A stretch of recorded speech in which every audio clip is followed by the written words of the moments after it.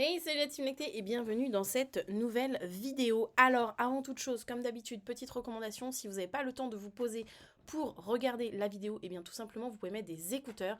Je sais que le placement est différent de d'habitude, mais ne vous inquiétez pas, tout ce qu'il y a à l'écran, je le lis. Donc dans tous les cas, vous ne loupez strictement rien du tout. Donc vous pouvez mettre des écouteurs et vaquer à vos occupations.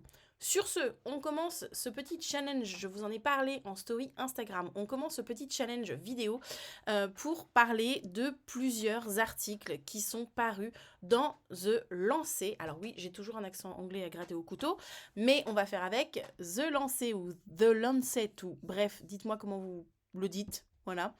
C'est quoi? Eh bien, c'est une revue scientifique britannique hebdomadaire. C'est une revue scientifique médicale, pardon, hebdomadaire britannique, qui est la propriété du groupe d'édition scientifique Elsevier. Elsevier, je ne sais pas. Elsevier, voilà, en français avec un bon grand accent dégueulasse. C'est une prestigieuse revue médicale, une des plus anciennes et des plus respectées au monde, a publié des découvertes majeures de type découverte de la pénicilline, première échographie, transmission du VIH, bref, ils sont à la pointe et c'est vraiment une base mondialement reconnue de revues scientifiques médicales. Alors c'est parti parce qu'ils ont sorti une série de plusieurs articles pour parler des techniques marketing, du lobbying des produits commerciaux pour nourrissons. Donc on va faire plusieurs petites vidéos. On se retrouve tous les matins à 9h toute la semaine qui arrive. Donc 9h demain au jour où vous verrez la vidéo, 9h après-demain, 9h après-demain, bref, t'as saisi l'idée, hein, voilà. Comme d'habitude, si vous n'êtes pas abonné à la chaîne, vous pouvez vous abonner à la chaîne. D'ailleurs, merci parce qu'on vient de dépasser les 15 000, d'où le fait que j'ai fait ce challenge d'une vidéo par jour pendant une semaine. Voilà, c'est un petit challenge pour fêter les 15 000. On est comme ça, on s'offre des cadeaux, on n'est pas avare en cadeaux chez nous. Et puis, vous pouvez activer la petite cloche, du coup c'est l'occasion, vu que comme ça toute la semaine il y a des vidéos, c'est l'occasion de n'en manquer aucune finalement, voilà. Sur ce, je vous rappelle que en plus des vidéos, vous avez juste au-dessus de ma tête là la possibilité de télécharger l'application À pas de moi. Et oui, si vous ne le saviez pas, c'est que vous dormiez au fond de la classe. J'ai sorti mon application À pas de moi allaitement sur laquelle vous avez tout un tas d'informations. Le but de cette application, c'est vraiment de pouvoir rendre les parents acteurs. Je n'en puis plus de ces applications qui vous demandent de compter le nombre de temps entre chaque tété, quel sein vous avez donné, le nombre de couches. Enfin, c'est hyper anxiogène, je trouve. Ça ne permet pas d'être dans son instinct, ça ne permet pas de laisser le néocortex libre, ça ne permet pas de faire des choix éclairés parce qu'on vous explique rien du tout. Alors je comprends qu'il y ait des parents qui puissent avoir besoin de ce type d'application et elles existent, tant mieux, mais une application comme celle-ci que moi j'aurais voulu avoir sous la main avec des informations sourcées, objectives, sous forme fun aussi parce que on ne lâche pas le fun, on est ici, on aime ça, eh bien j'ai tout réuni dans une application pour vous permettre de faire de vrais choix éclairés et de redevenir acteur, actrice de votre allaitement sans subir les pressions sociétales, médicales, etc. Ou en tout cas, si vous en subissez, vous en comprendrez les sources grâce aux différents supports qu'il y a dans l'application. Allez, sur ce, c'est parti pour ces articles fort intéressants qu'a sorti The Lancet le 7 février dernier. Le premier est un résumé, je pense, des suivants. Je pense que dans les suivants, on va beaucoup plus approfondir ce qui va être dit dans celui-ci, du moins je l'espère. On commence par le premier, donc, qui est dévoiler les tactiques pédiatriques de l'industrie du lait maternisé. Alors, premier petit disclaimer, puisque en France, il est aujourd'hui interdit de parler de lait maternisé. Sauf que l'article de The Lancet est en anglais et que j'ai fait traduire la page et que du coup on se retrouve peut-être avec des termes qui sont autorisés peut-être en anglais mais qui en tout cas ne le sont pas en français. J'en veux pour appui l'article 9 du Code international. Ce que je vous montre, vous pouvez le retrouver sur la Leche League, donc c'est très facilement retrouvable. On nous dit dans le Code international, pas de représentation de nourrissons. Alors c'est le Code international des substituts au lait maternel. Pardon, je vous donne le nom du code entier. Code international des substituts au lait maternel. Donc là c'est dans l'article 9 à propos de l'étiquetage. On retrouve pas de représentation de nourrissons. Effectivement, sur aucune boîte, vous ne voyez un bébé. Vous avez des peluches souvent, mais pas de bébé. Et mentionner la supériorité de l'allaitement au sein. C'est pour ça que quand on me dit « Ouais, mais Maya, tu sais, il y a écrit que l'allaitement, c'est bien jusqu'à 6 mois. » Les gars, c'est qu'en fait, sans ça, ils pourraient pas commercialiser leur truc. Donc, c'est juste juridiquement qu'ils n'ont pas le choix. Alors, Arrêté du 11 janvier 1994, modifiant l'arrêté du 1er juillet 1976 relatif aux aliments diététiques et de régime de l'enfance, et l'arrêté du 30 mars 1978 relatif aux aliments lactés diététiques. Article 18.2. L'étiquetage des préparations pour nourrissons et des préparations de suite doit être conçu de manière à fournir les renseignements nécessaires à l'utilisation appropriée du produit et de manière à ne pas décourager l'allaitement au sein. L'emploi des termes humanisé, maternisé ou d'autres termes similaires est interdit. C'est écrit noir sur blanc. Le terme adapté peut être utilisé uniquement en conformité avec le paragraphe 5 et l'annexe 3.1. Bref, après je vous laisserai vous renseigner si vous voulez, mais c'était pour faire un premier point sur ce titre qui utilise effectivement l'expression « les maternisés » que nous n'utilisons plus en France. On continue. Pendant des décennies, l'industrie du lait maternisé commercial, donc là on a affaire toujours à des mots anglais qui ont été traduits en français, nous on va parler d'industrie des préparations commerciales pour nourrissons, PCN. Donc pendant tout l'article, je vais directement dire PCN, donc si jamais vous êtes en train de le regarder et que vous vous dites ben non c'est écrit non, c'est que moi je vais directement vous le dire en français. Donc pendant des décennies, l'industrie des produits commerciaux pour nourrissons, d'accord, a utilisé des stratégies de marketing sournoises, sans déconner, conçues pour exploiter les peurs et les préoccupations des parents à un moment vulnérable pour transformer l'alimentation des jeunes enfants en une entreprise de plusieurs milliards de dollars. Effectivement, je vous rappelle que quand nous sommes en pleine paressence, j'ai envie de dire, parentessence, il y a matrescence, mais ça vaut aussi pour les pères et tous les parents de manière générale. Effectivement, surtout pour la personne qui est enceinte, il y a la neurochimie du cerveau qui change et donc nous sommes beaucoup plus sensibles. Effectivement, vous prenez un adolescent, c'est exactement le même phénomène. Nous sommes plus influençables, nous sommes plus sensibles, nous sommes plus manipulables et qu'on le veuille ou non, qu'on se dise « oui, non, moi, mais c'est bon ». Non, c'est la neurochimie du cerveau qui change qui fait ça, point. C'est biologique, on n'y peut rien. Et donc eux, ils se disent « si on profitait de cette petite période pour en profiter un peu et comme ça, voilà ». L'immense pouvoir économique accumulé par les fabricants des PCN est déployé politiquement pour s'assurer que l'industrie est sous-réglementée et que les services de soutien à l'allaitement manquent de ressources. On est clairement en train de nous dire qu'en fait, les industries des PCN, doivent glisser 2-3 petits bifetons, tu vois, ça doit bien graisser la patte pour que finalement il y ait des sous-réglementations et qu'il y ait moins de services de soutien ou pas, ou peu, de services de soutien à l'allaitement. En tout cas, qu'il manque de ressources, tu vois, qu'ils n'aient pas des fonds, tu vois. Bizarrement, il n'y a aucune association qui est soutenue par des fonds d'État, tu vois, autour de l'allaitement. Je dis ça, je dis rien. Telles sont les conclusions brutales de la série 2023 sur l'allaitement, publiée aujourd'hui dans The Lancet.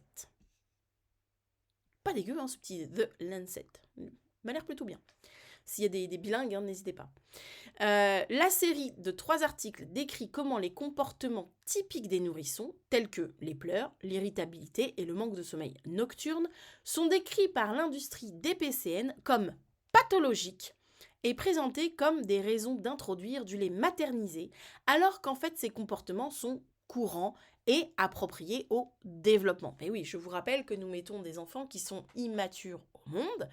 On a des gestations de 9 mois, tout simplement parce que le cerveau reste malléable et que du coup, il peut se faufiler, c'est la pastèque qui se faufile dans le trou de donuts, et que pour faire des petits girafons qui marcheraient sur leurs 2 pattes, des petits poulains qui galoperaient après 2 heures, eh bien, il faudrait qu'on ait des gestations de 18 mois. Or que là, à un moment donné, ça ne passerait plus, les gars, ça ne passerait plus. Déjà que, des fois, on se fait défoncer le donut pour passer une pastèque dedans, bon, là, ce serait carrément plus possible. Bon. Donc, du coup... eh bien, nos enfants ne sont pas totalement finis, j'ai envie de dire, ne sont pas totalement matures.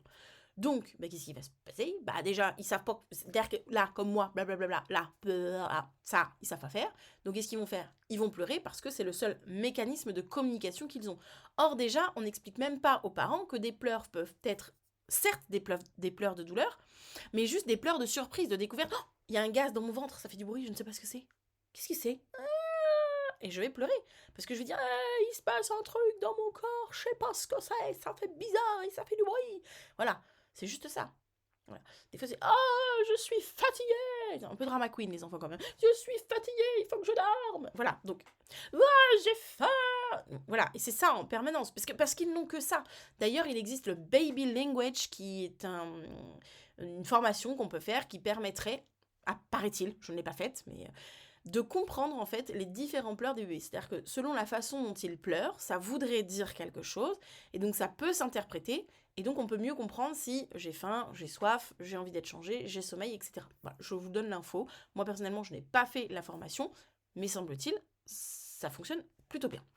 Donc comme quoi, si on apprenait aux parents, hein, voilà, peut-être à identifier ne serait-ce que les pleurs, mais même sans cette formation, j'ai envie de dire qu'au bout d'un moment, quand on est vraiment lié à son bébé, qu'on a vraiment créé une bulle, qu'on est vraiment en interconnexion avec son bébé, on sait rapidement. Ah, il a sommeil. Ah, il a faim. Ah, il a... Tu vois, rapidement, on arrive quand même à détecter. Mais si on ne nous l'explique pas, ou si en tout cas on ne nous laisse pas le temps de nous connecter à notre bébé, des fois c'est des informations qui peuvent un peu passer à la trappe. L'irritabilité, bon, qui n'est pas irritable les gars, je veux dire, même nous on est irritable. Voilà. Est-ce qu'on doit pour autant prendre des PCN? Je ne suis pas sûre. Le manque de sommeil nocturne, mais le manque de sommeil nocturne n'existe pas. Le manque de sommeil nocturne de qui? Déjà rien que la formulation, moi elle m'énerve. Le manque de sommeil nocturne de qui? De qui? Parce que le manque de sommeil il viendra pas des bébés, hein. De nous, c'est pas dit, mais il viendra pas des bébés, parce qu'il y a une certaine déconstruction à faire. Lui, il est juste en découverte, en fait, de ce que c'est que le sommeil nocturne, parce que déjà, nocturne, déjà, ne serait-ce que nocturne, hein, jour, nuit, ça, il est pas fourni avec le manuel, tu vois. Donc déjà, il apprend jour-nuit. Ensuite, il y a des périodes où on dort, il y a des périodes où on dort pas. Ok, tout ça, c'est un apprentissage, donc c'est même pas un manque de sommeil nocturne, c'est juste une immaturité du sommeil. Et cette maturité, je le rappelle, elle est neurologique, donc ça va venir avec son développement neuronal, donc ça va venir, tranquille. Donc déjà, ne serait-ce que là, il y a même là, il y a des petits mots, tu vois. Mais bref, ces comportements typiques sont décrits comme des pathologies par les industries des PCN. Et donc, ils présentent le lait industriel, le lait infantile, comme la solution. On reprend l'écriture. On reprend la lecture. Non, pas l'écriture, je ne suis pas en train d'écrire. On reprend. Donc, la série de 3 articles, je reviens un peu en arrière parce que j'avais perdu ma ligne. La série de 3 articles décrit comment les comportements typiques des nourrissons, tels que les pleurs, l'irritabilité et le manque de sommeil nocturne, sont décrits par l'industrie donc des PCN comme des pathologies et présentés comme des raisons d'introduire du lait infantile, alors qu'en fait, ce sont des comportements courants appropriés au développement. Bon, oui, bien sûr. On a la solution, les gars. Cependant, les fabricants affirment que leurs produits peuvent soulager l'inconfort et améliorer le sommeil nocturne, et en déduire également que la formule peut améliorer, donc la formule, la recette, peut améliorer le développement du cerveau et améliorer l'intelligence, ce qui n'est pas fondé. Alors, cependant, les fabricants affirment que leurs produits peuvent soulager l'inconfort. Je ne savais pas que manger de la choucroute, une raclette, une tartiflette suivie d'une forêt noire, ça soulageait l'inconfort. Je suis pas sûre. Sachant que les préparations commerciales pour nourrissons ne demandent pas le même travail intestinal que du lait humain. Je pose ça là. Améliore le sommeil. C'est vrai, c'est bien connu. Le premier conseil qu'on te donne en diététique, écoute, c'est de bien bourriner le soir, de bien manger bien lourd, comme ça tu vas bien dormir. Pas du tout. On nous conseille de manger léger. Pourquoi? Et ça, c'est un phénomène très très très très très simple. Tout simplement parce que quand on mange et qu'on digère, le corps, il dépense de l'énergie à la digestion. Mais s'il dépense de l'énergie à la digestion, ça veut dire qu'il ne se consacre pas à autre chose dans le corps. C'est pour ça d'ailleurs qu'on va être fatigué, voilà, parce que en fait, ça lui demande beaucoup de boulot. Or, si un bébé boit son lait infantile le soir, le lait maternel, le lait humain, lui, met entre 20 et 30 minutes à être digéré. Un PCN met entre 2 et 3 heures. Si tu dors avec une brique au fond du bidou et que tu mets 2 à 3 heures à la digérer, pendant 2 à 3 heures, ton corps il est occupé à digérer ce que tu as mangé. Donc, il ne peut pas être occupé à une récupération optimale qu'il devrait faire pendant que tu dors, en fait. Le sommeil, ça sert à ça, ça sert à une récupération optimale. Mais il ne peut pas faire cette récupération optimale, puisqu'il est occupé à digérer. Il peut pas le faire. Et ça, c'est des principes de base très simples, que vous pouvez trouver n'importe où, n'importe quel médecin peut vous en parler, diététicienne, nutritionniste, tout ce que vous voulez. Donc, à partir de ce moment-là, non, ça améliore pas le sommeil. Puisque le bébé, au contraire, est occupé à digérer, donc il n'est pas occupé à faire une bonne récupération avec son sommeil. et ça n'a jamais empêché les terreurs nocturnes, les cauchemars, la couche mouillée, la couche pleine de caca qui déborde, la gastro parce que bébé est malade. Bref, il y a tout un tas de phénomènes qui font qu'un bébé se réveille la nuit et c'est pas les PCN qui vont régler ça, hein. C'est des comportements normaux, encore. Et ça améliore le développement du cerveau. Alors sachez qu'il y a des études qui ont été faites pour comparer le QI d'enfants allaités et le QI d'enfants nourris au PCN. D'ailleurs, à ce stade, et je n'ai pas fait dès le départ, je rappelle que nous ne sommes absolument pas là pour décrier un choix parental. Nous sommes là pour décrier, pour décrypter, pour étudier la façon dont les lobbyistes nous prennent pour des pigeons. À partir du moment où nous faisons un choix éclairé et que c'est le nôtre parce que nous sommes les parents de nos enfants, il n'y a absolument rien à redire là-dessus. On est plutôt en train d'étudier comment les industriels se foutent. Voilà. On est d'accord ? On ne remet pas en choix les questions des parents, d'accord ? On ne remet pas en question le choix des parents, c'est mieux dans ce sens-là. On est d'accord là-dessus ? Allez, on continue. Donc, une fois qu'on a dit ça, on en était où ? Excusez-moi, j'ai perdu ma ligne. Voilà. L'alimentation des nourrissons est en outre marchandisée par la promotion croisée des laits pour nourrissons, de suite, pour tout petit, de croissance, en utilisant la même marque et la même progression numérotée, ce qui vise à fidéliser la marque et constitue une alternative flagrante de contourner la législation interdisant la publicité pour les nourrissons. Alors si je ne m'abuse, c'est ici, voilà, vous voyez comment on a en haut les premiers âges, en bas les deuxièmes âges. Et alors on ne voit pas parce que la troisième ligne c'est des deuxièmes âges aussi, mais tout en bas à droite pour moi de l'écran, vous voyez qu'on a même un petit troisième âge qui se balade. Et en fait vous voyez comment chacun est rangé, vous voyez, par la verticale. Hop, chacun est rangé les uns en dessous des autres. 1, 2, on peut présumer qu'en bas de la photo on ne voit pas, c'est 3. Et chaque marque, vous voyez, a dans un certain ordre, tac, tac, tac. Comme ça, c'est très facile pour les parents à repérer, très facile à choper dans le rayon, et donc ça fidélise. Vous voyez ce que je veux dire ? C'est ça ce qu'ils sont en train, c'est de ça dont ils sont en train de parler dans l'article. Et ça, c'est une façon de contourner la loi, on va le voir un peu plus tard. L'allaitement maternel a des effets bénéfiques avérés sur la santé dans les milieux à revenus élevés et à revenus faibles. Oui, enfin dans tous les milieux. Les gars, vous vous êtes emmerdés à faire une phrase trop longue pour rien. Il réduit les maladies infectieuses infantiles, la mortalité et la malnutrition, ainsi que les risques d'obésité ultérieurs. Alors, les risques d'obésité ultérieurs, ça veut dire les risques d'obésité pour plus tard, d'accord ? C'est Claude Suzanne Didier Jean Jouveau qui avait sorti un livre. Il faudrait que j'arrive à vous le retrouver. Alors, attendez, vous savez quoi ? On va le faire tout de suite. Voilà, hop, on va faire bibliographie. On fait une petite recherche en direct. On n'est pas comme ça. Et Allaiter, c'est bon pour la santé. C'est celui-ci. Ce livre-là, de Claude Suzanne Didier Jean Jouveau. Dans ce livre, elle fait étalage de plusieurs études scientifiques. Et en fait, dans ce bouquin, on apprend que les lobbyistes des PCN ont déposé des brevets sur le lait maternel pour en étudier les effets bénéfiques pour l'obésité plus tard, en fait pour une future, justement pour prévenir d'une future obésité.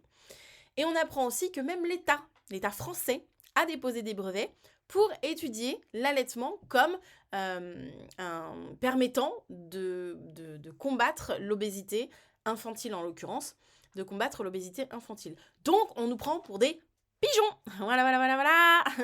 C'est-à-dire qu'on va déposer des brevets sur un produit naturel, fait par la nature, qui a des vertus, pour pouvoir l'analyser et pouvoir...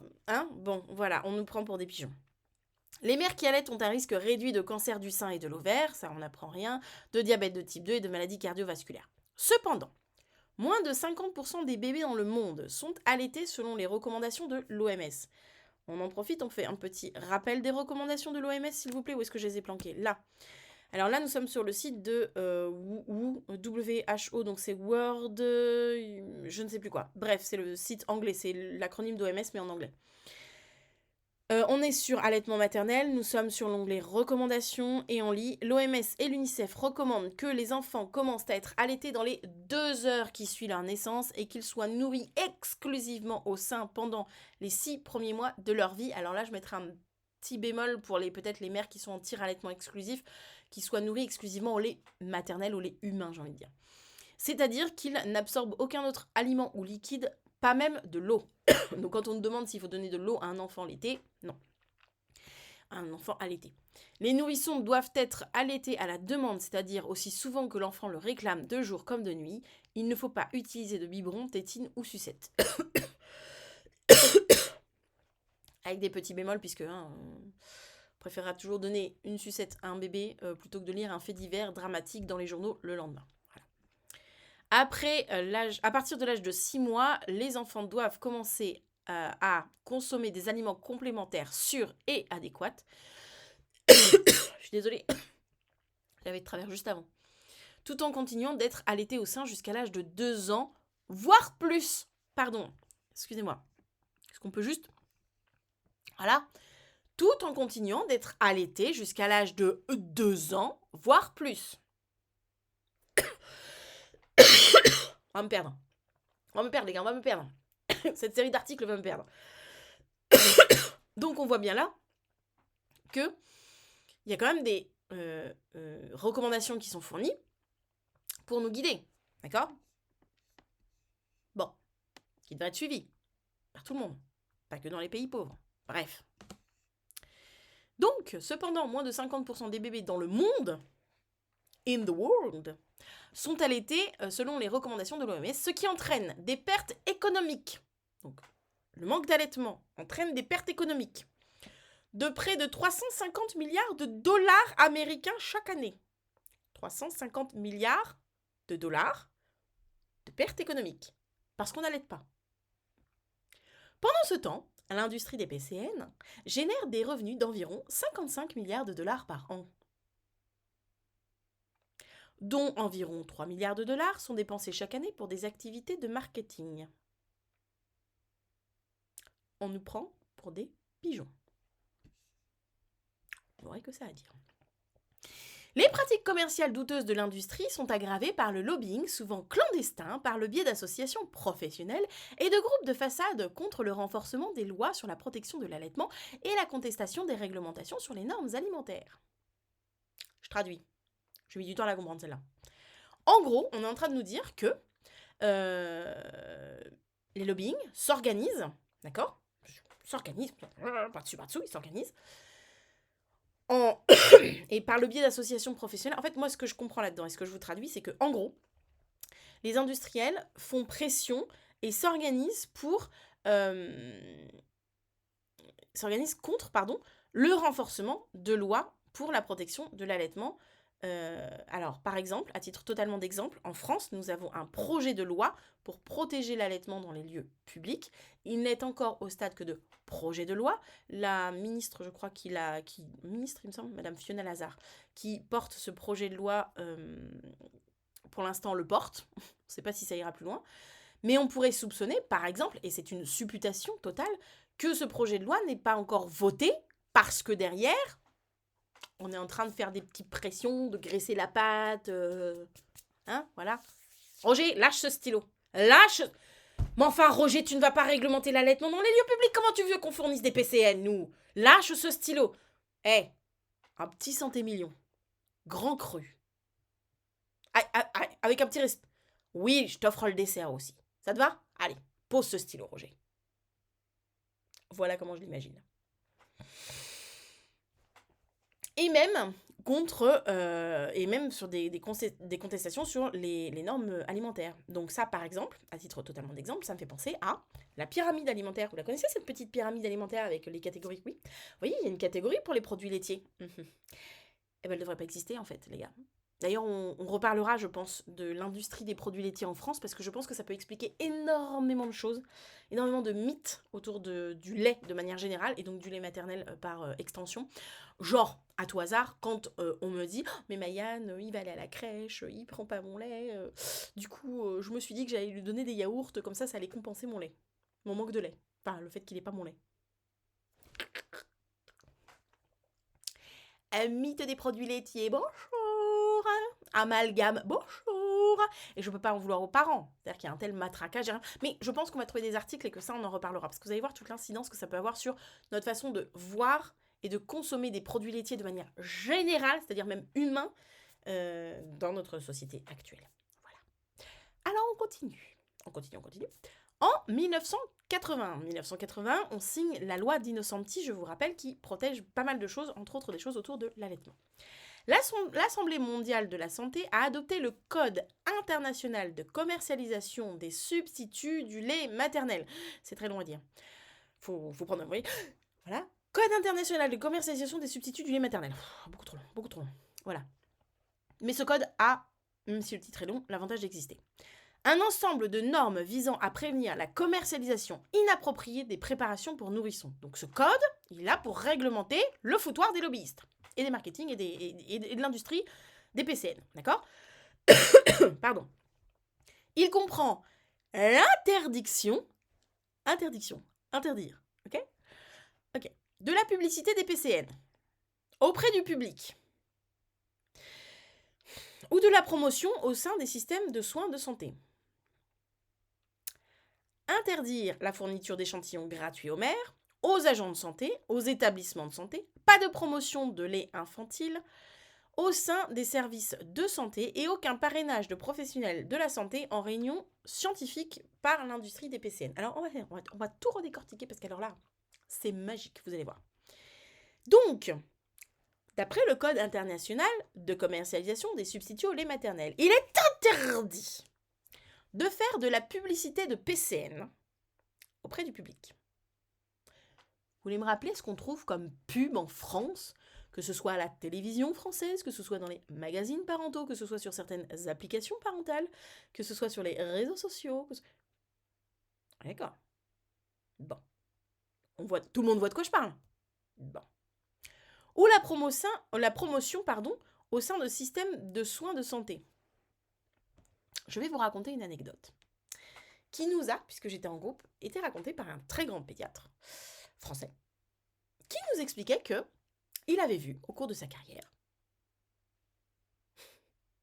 des réunions de commerciaux, des PCN, préparation commerciale pour nourrissons, table ronde, une fois par an, belle table ronde, avec des croissants, belle table ronde.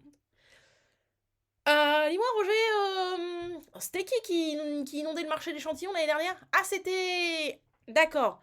Mais ça fait combien de temps qu'on n'a pas vu... Ouais. Oh bah, si on lui donnait le marché cette année, ouais, comme ça, Mater, tout ça, ouais, il rince. Ouais, comme ça c'est son tour, hein, c'est équitable, ouais, c'est équitable, c'est bien l'équité, c'est bien l'égalité, ouais, c'est bien. Voilà. Donc tous les ans, petite réunion comme ça, table ronde, des industries, des lobbyistes, des PCN, ça, réunissent. Puis ils décident un petit peu de qui va proposer ces échantillons, entre autres dans les maternités.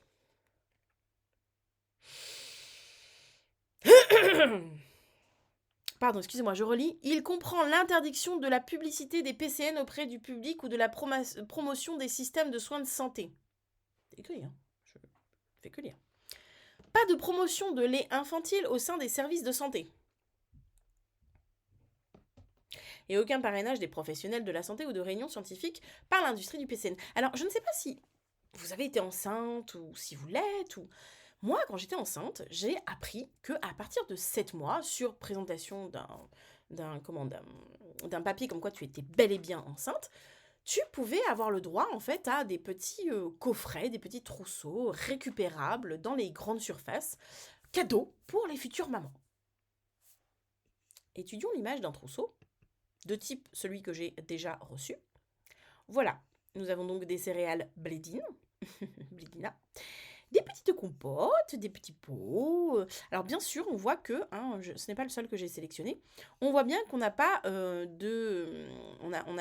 lait infantile premier âge, on le voit. Mais on a quand même des petites céréales, là en haut à gauche, ici ou en bas, juste au milieu ici. Voilà, je crois que c'était les deux seuls que j'avais relevés. Voilà, c'est les deux seuls que j'avais relevés. On voit quand même des petites choses dans ce joli petit coffret offert. Magnifique tote bag. Heureusement, celui-ci, c'est un bébé porté. Voilà. On voit des lingettes, on voit des petites céréales et des petits pots de certaines marques. Voilà. Histoire de commencer à fidéliser tout le monde. C'est vrai. Voilà. Mais oui, mais ça, ce comportement-là, vous savez ce que c'est? C'est un truc complètement psy. Ça, c'est comme notre cerveau est en train de changer. D'accord? Notre cerveau, quand on est enceinte, il est en train de changer. C'est un peu comme des adolescents. On est très fragile, très sensible, très influençable. Et donc, on va nous offrir des cadeaux. Qu'est-ce qui se passe dans la tête d'un enfant quand quelqu'un lui offre un cadeau, même un étranger qui lui offre un bonbon? Oh là là là là, m'a offert un cadeau, c'est une gentille personne, c'est bon, je peux avoir confiance. C'est vrai. Combien de fois on met en garde nos enfants? Si un inconnu te propose un bonbon, fais attention, ne prends pas le bonbon de l'inconnu, nanana. Et là, il y a des gens parfaitement inconnus parfois parce que c'est notre premier enfant et qu'on n'a jamais mis le pied là-dedans et que peut-être on n'a pas eu de modèle autour de nous d'autres enfants, etc. Eh bien, on a des inconnus qui nous proposent des bonbons dans une très jolie boîte pour nous féliciter d'attendre un enfant. Voilà, donc les 10 bonbons, hein, on ne reviendra pas dessus, mais on a bouteilles d'eau, des compotes, des purées, des céréales, même une petite crème, voilà, c'est très fun, c'est très sympa, c'est très ludique. Ah là là.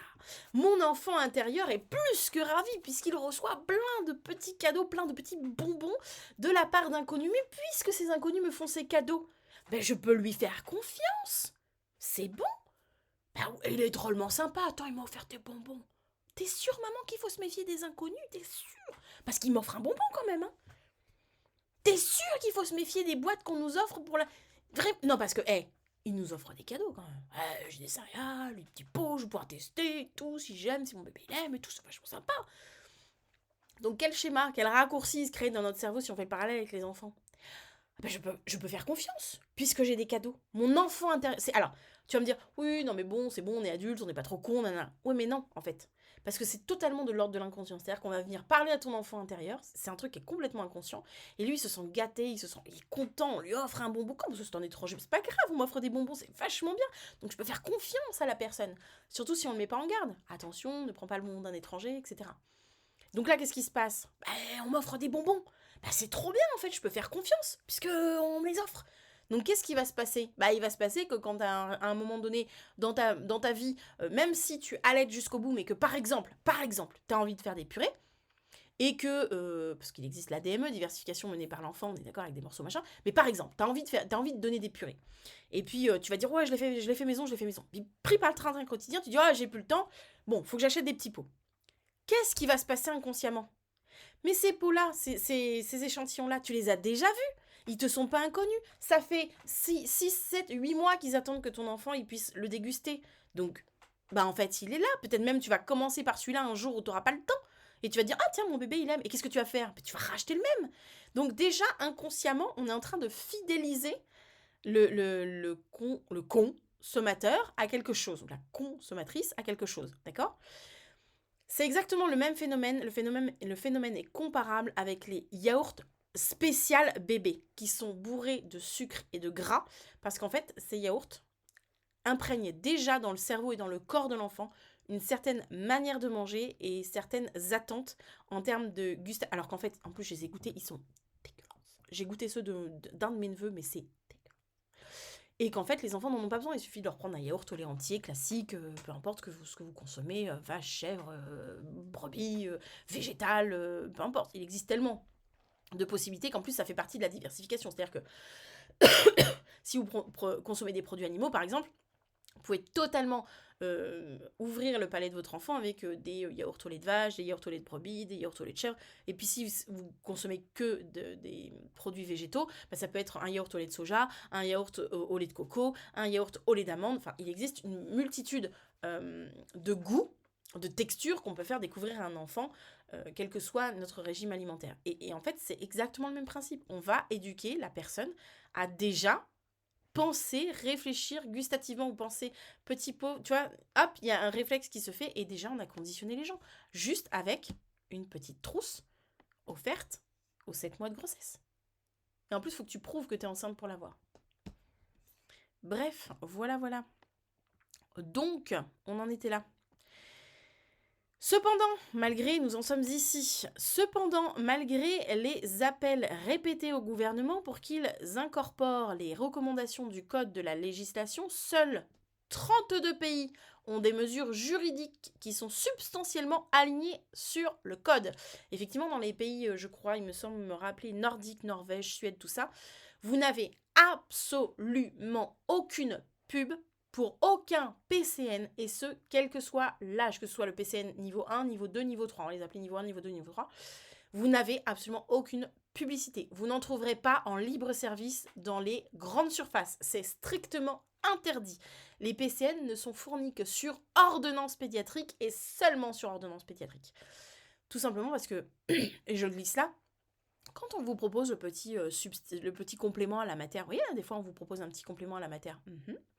On arrive là, vous voulez pas, il dort pas très bien, vous voulez dormir, voilà. Oui, il n'y a pas assez de poids. Voilà. Sachez que ces compléments qu'on vous propose, ils doivent être prescrits par une ordonnance médicale par le pédiatre du service, le ou la pédiatre du service. Donc, si on se ramène la gueule en fleurs avec la petite bouche en cul de poule, comme ça, avec un petit supplément de lait industriel pour votre enfant et que vous, c'était pas du tout votre projet, attention, on n'est toujours pas là pour critiquer les parents, on est là pour donner de l'info. Et que vous, c'était pas votre projet. Et qu'on vous... Tu sais, on insiste un peu quand même, on bourrine un peu, on insiste. Vous avez quand même le droit de leur dire, elle est où l'ordonnance qui dit que je dois donner ce supplément à mon enfant ? Ça va en stopper plus d'un direct. Parce que normalement, ça, c'est uniquement sur ordonnance. Donc vous avez le droit de dire, je veux bien, mais où quelle est l'ordonnance ? Bon, après, si c'est pas votre projet, tout ça, vous n'avez pas à vous embêter avec ça. Mais je le pose là. Donc effectivement, il y a des pays où c'est juste légalement interdit. Et ils respectent ça. Et en fait, ce sont les pays qui ont ratifié dans l'entièreté du code international des substituts au lait maternel. Ensuite, seulement, on en est à 32 pays. 41 pays, il faut savoir, ont une législation qui s'aligne modérément sur le code. Typiquement, la France. Nous n'avons pas ratifié l'ensemble du code international de commercialisation des substituts au lait maternel. C'est pour ça qu'en France, vous avez des publicités de PCN, deuxième, troisième âge, de suite de croissance, appelez ça comme vous voulez, sur parfois les devantures de pharmacie, vous avez des grands placards, des grandes affiches comme ça, que vous trouvez des PCN en libre service dans les grandes surfaces, tout simplement parce que on n'a pas tout ratifié. Mais par contre, à contrario, vous voyez qu'il n'y a pas, ou alors c'est un manquement, et ça on a le droit de le rappeler à la pharmacie, au magazine, là où on le voit, il n'y a pas de pub pour les PCN de premier âge. Le level 1 là, voilà.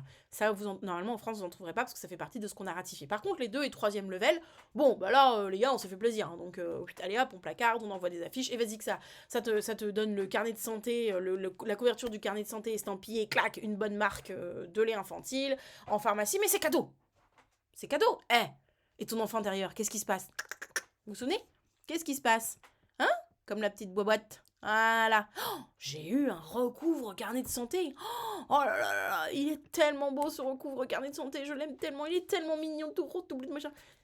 Estampillé. Je te le donne en 1000. Hein ? Voilà. Tout ça. Voilà. Mais ça fait partie des petits jouets, des petites douceurs qu'on a données à l'enfant intérieur. Voilà.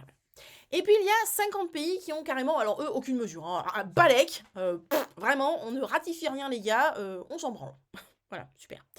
De ce fait, le code est régulièrement bafoué sans sanction. Ah bah sans déconner, forcément. Bah oui, c'est-à-dire que le code est bafoué, mais en même temps, moi j'ai signé que ça. Et moi j'ai rien signé. On peut rien me dire. Voilà. La priorité accordée aux intérêts commerciaux par rapport à la santé. Donc, la priorité accordée aux intérêts commerciaux. Les intérêts commerciaux, d'abord, prioritaire, prums. Par rapport à la santé, là-bas, a été mise au premier plan en 2018, lorsque les responsables américains ont menacé d'appliquer des sanctions commerciales et de retirer l'aide militaire à l'Équateur, à moins qu'ils n'abandonnent une résolution proposée à l'Assemblée mondiale de la santé pour protéger et promouvoir l'allaitement maternel. En gros, il y a une proposition qui a été faite à l'Assemblée mondiale de la santé pour protéger et promouvoir l'allaitement maternel, et il y a des lobbyistes qui sont venus, des commerciaux, des gros groupes commerciaux qui sont venus en mode « Oh, mais ça va pas, non ? Vous n'êtes pas bien dans votre tête, commencez à protéger l'allaitement, mais ça ne va pas. De toute façon, si vous faites ça, moi vous savez quoi, je fais un gros cacaboudin et j'enlève toute l'aide militaire et commerciale que j'ai donnée à l'Équateur. Voilà, donc plus de bouffe, plus d'armes, plus rien, nada. Plus de soldats, non, rien, ils se démerdent. Fais-moi les malins, hein. Donc Roger, tu me poses ce stylo. Ratifie rien Roger, fais pas le con, je te préviens. J'enlève tout à l'Équateur. Nada, terminé, basta. Ah ben non, pas de Saint-Émilion Grand Cru. Ah ben non, tu signes, y a rien, je te préviens. Voilà. Et voilà. Et Roger, il a posé son stylo. Parce qu'il y avait d'autres intérêts derrière. Voilà.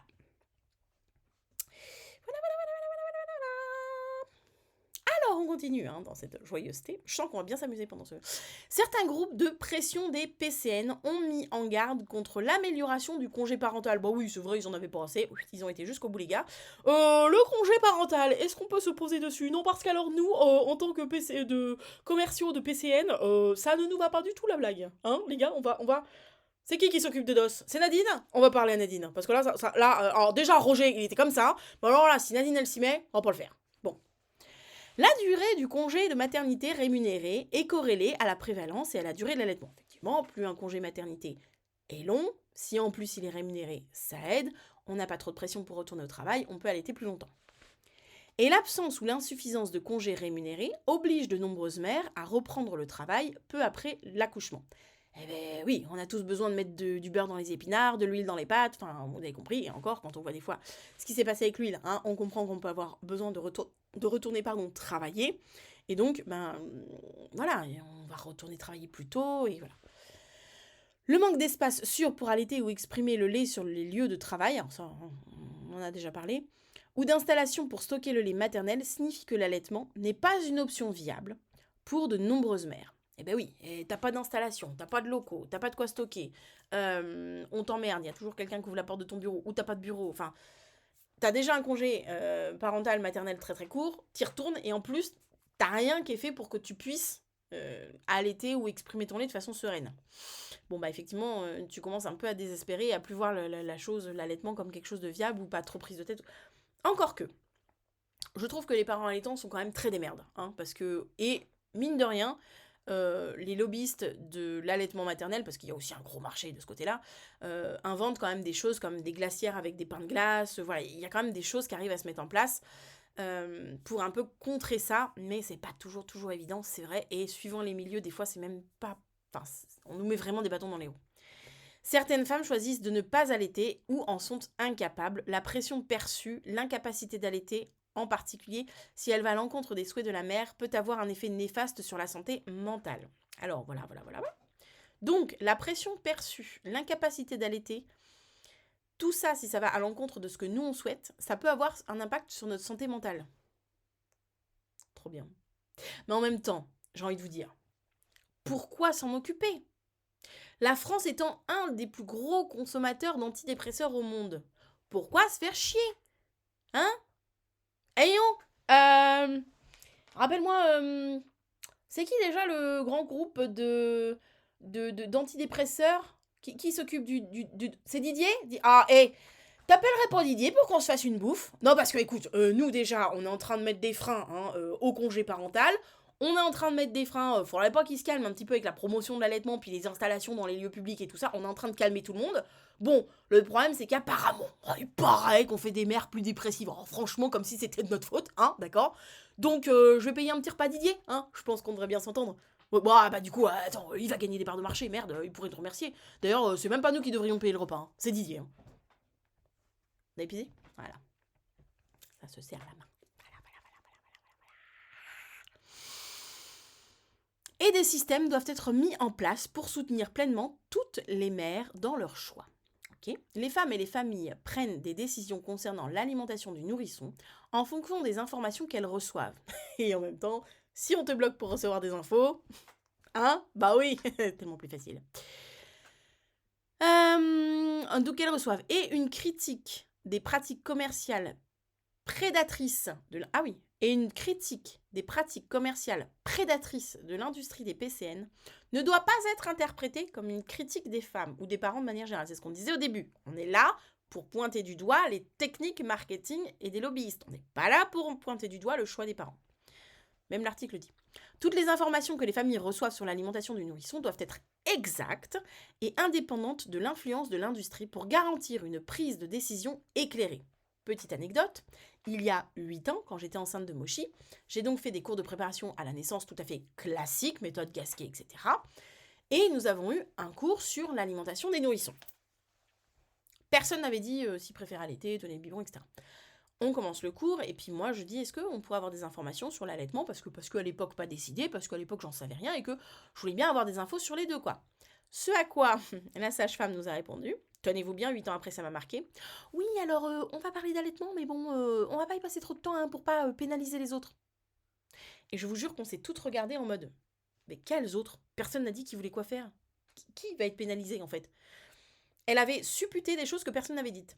Et on a littéralement, montre en main, passé 5 minutes sur l'allaitement et le reste du cours sur l'alimentation avec du lait infantile. Clairement. Alors, je dis pas que c'est le fait de cette sage-femme, mais t'es forcément matrixé, un, par ta formation, deux, par le fait que tu as des échantillons et que tu peux proposer des PCN dans ton service, que ce soit adéquat ou non adéquat avec la situation des parents, et peut-être, c'était il y a 8 ans et j'ai pas eu l'occasion de demander, qu'elle n'était pas nécessairement très bien formée ou informée sur l'allaitement, tu vois. Donc. Mais tout ça a participé au fait qu'on a passé 5 minutes sur l'allaitement, autant te dire que dalle, et le reste du cours sur comment, alors quel dosage, tiens, quelle quantité on donne les 3 premiers jours, nanana. Ah, ça, il y avait du détail, hein, voilà. Le marketing de l'industrie des PCN est un système interconnecté, multiforme et puissant qui exploite sciemment les aspirations des parents en vertu de la convention relative aux droits de l'enfant. Ah non, pardon, ça c'est la suite. Excusez-moi, j'avais pas mis la suite. Non mais ils ont pas mis de fin, ok. Bon, ils ont pas mis de fin. Je l'avais vu, mais bon, ok. Donc après on lira les autres articles, peut-être que ça va avec la suite d'un des autres articles, mais on verra ça demain. Voilà un petit peu pour... Eh bien pour la vidéo du jour, qui est le premier article qu'on a vu de cette série. Je vous donne rendez-vous demain matin pour la suite. En attendant, on débat en commentaire de ce premier article et de ce qu'on y a vu, lu, entendu. Je pense qu'il y a déjà de quoi débattre. Je me tiens devant mon écran dès que la vidéo sort pour vous répondre et pour qu'on débatte un petit peu de tout ça. N'hésitez pas à partager ce genre de vidéos autour de vous parce que pour moi, les vidéos qui viennent là, cette série d'articles, elle doit absolument, absolument, absolument être entendue par le plus grand nombre de parents possible, de façon à ce qu'encore une fois, les informations circulent, les informations remontent. Je le rappelle, on n'est absolument pas dans une critique du choix des parents. Chaque parent fait ce qu'il peut, ce qu'il veut, selon ce qu'il est, au moment où il est avec son ou ses enfants. Ça, ce n'est absolument pas remis en cause. Ce qui est remis en cause, c'est la façon dont les pratiques commerciales et dont les lobbyistes se servent des pratiques commerciales pour influencer nos choix, qui ne sont plus du coup des choix éclairés, et comment cela impacte la baisse des taux d'allaitement à travers le monde. Voilà, sur ce, c'est tout pour moi pour cette vidéo. Je vous fais des gros bisous, je vous souhaite une belle Voie lactée. Je vais tenter de couper l'enregistrement et je vous dis à demain. Ciao.